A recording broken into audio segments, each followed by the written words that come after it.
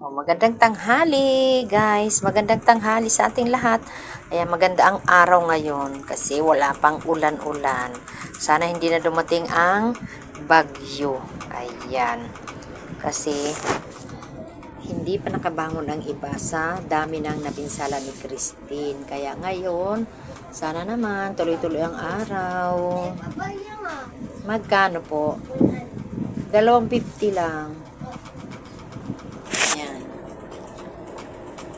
Meron akong ikukwento sa inyo mga kasari, kasuki sa inyo guys na ngayong araw na to effective po na magtataas po ang Yossi.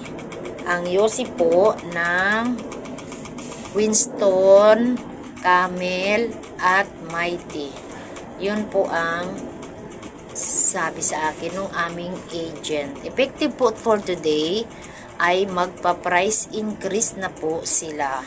Ang dati po is 106 po ang isang kaha, 106.6 ang isang kaha ng Mighty ay Camel. Ayan, ganito.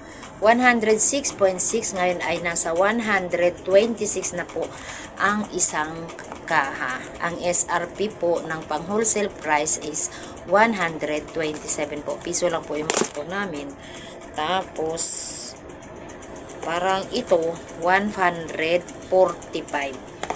Tumaas na naman ang Mighty. 145. Ito naman ay 165. Yun po ang text sa amin nung aming ahente. Kaya, lalaki na naman ang puhunan ni Inday. Kawawa na naman ang ating mga mamimili. Nag-increase na naman. Tapos yung iba na naman, malaan ngayon sa pagbalik ng aming ahente kung may price increase ng Marlboro. Hindi pa namin alam. Kaya yung aming mga stock dyan, nangangamba. Wali. Oy! Ayan, nagkukwento ako dito, kausap ko. Magtataas ng Mighty. Camel. Ayan, nag-shoutout ako dito sa aking mga ano. Pabili mo na ako, huwag mo na ako tasan ngayon. Bumili ka. Kasi tatlo lang ang lalaki dito.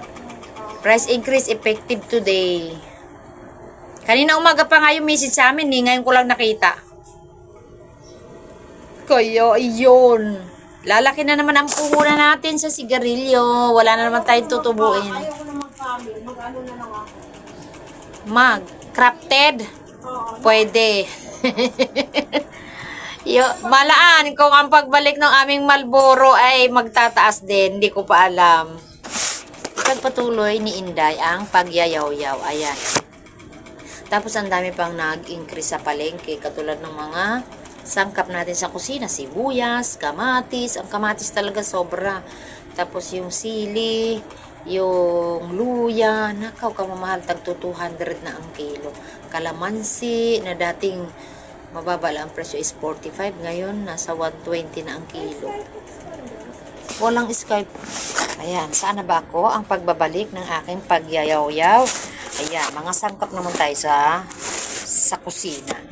Yan, ang dami pong nag-i-increase ngayon. Tapos ang mantika, walang tigil ang pag-i-increase. Pa 5-5, pa 10-10 per dozen.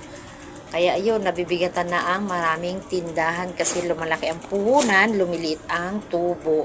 Kasi hindi naman tayo basta-basta pwedeng magpatong na lang ng magpatong. Kasi kawawa naman yung mga mamimili.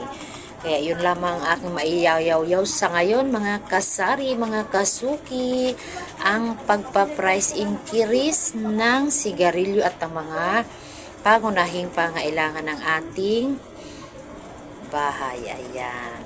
Yan lamang po ang aking mai-share sa ngayon. Thank you. Thank you sa panonood. And pakishare na rin po. Bye-bye.